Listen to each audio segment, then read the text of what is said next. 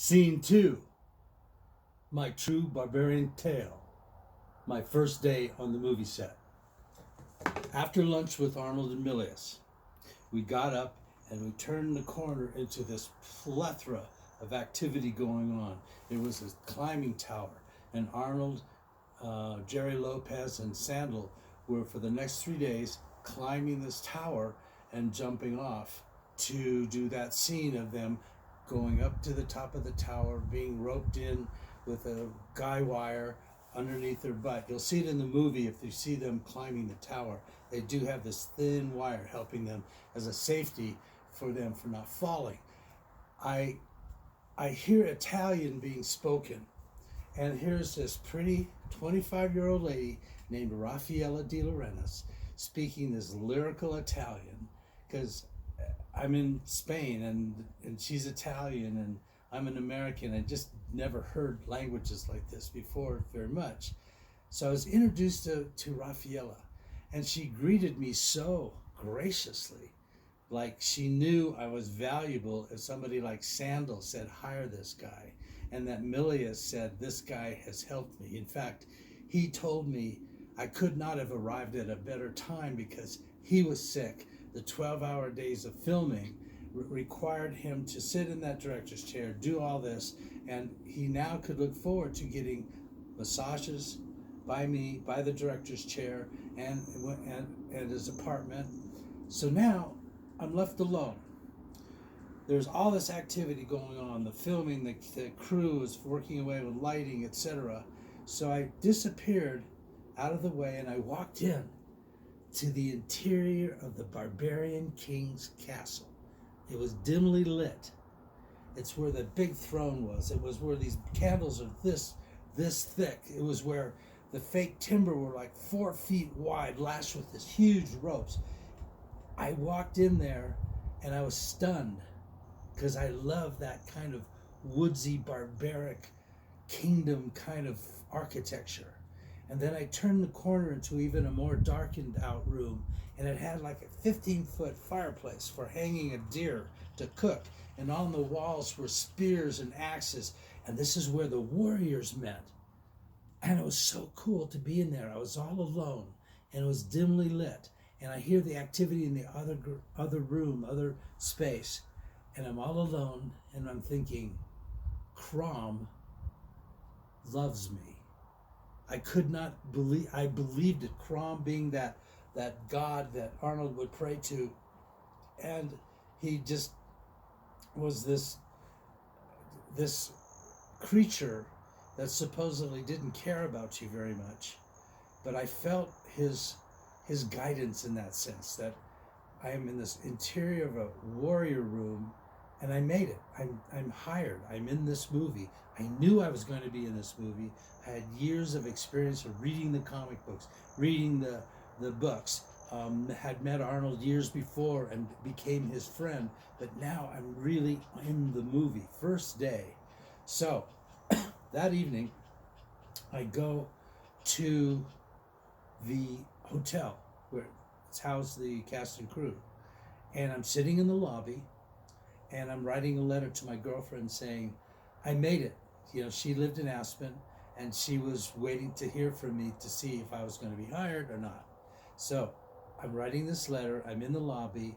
It may be around 10 o'clock, and in walks Raffaella di Laurentiis with Buzz Fleischman, and they had just come in from having dinner out in Madrid, and lavishly just walking in, and she had her fur coat on, and she looked at me, and she said, what are you doing? I said, well, I'm going to spend the night up writing, getting my things together. I don't know why I didn't take another hotel. I don't think I had enough money for another hotel room.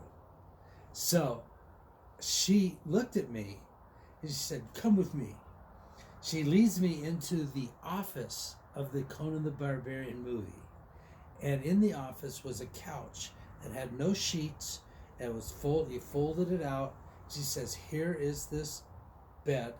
She took off her fur coat. She said, here's your blanket, and I'll bid you good night, and I'll get you a room by tomorrow. Ah! When they left, I instantly got up and I looked on the walls, because on the wall there was the whole 5 months, every day, detailed what scene, what was necessary for that day. And I looked at this whole plan. It was actually 4 more months of looking at each day what was going to happen. Because each day when you got up, there would be a mimeograph sheet handed to everybody that said how many stunt people were going to be, what the lighting's going to be, what the scene's going to be. So it gave you the itinerary or schedule what was happening that day. But I was looking at what was happening for the whole entire time. So I'm sleeping with a fur coat around me, waiting for the next day.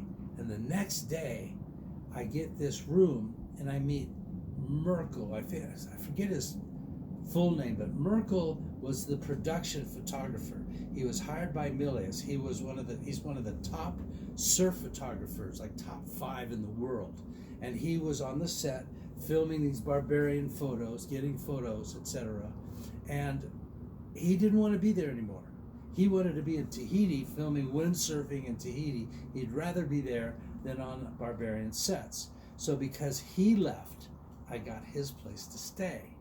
So now I'm staying in this apartment. I've got moved in, and now I'm training again downstairs with Schwarzenegger. And in that little room was now Sven-Ole Thorsen, 6'5" Shotokan champ of Scandinavia. And he, Arnold, and me are in this little gym. And Arnold comes up to me and says, "Now begins your world-class training." And then he popped his arm right next to me, and his arm was as big as my head. The bicep and triceps flexed. So now Arnold starts training me. He starts, gives you 5 sets, and you start doing the strict arm curls, etc., etc. And I'm doing this while he and Sven are training, and I put the weights down. Now it's like the 4th set. My arms are just screaming because I'm working out with Schwarzenegger and Sven. And then Arnold looks up and says, "Okay, show me." Here my arms are just totally spent. And now I have to demonstrate in front of him.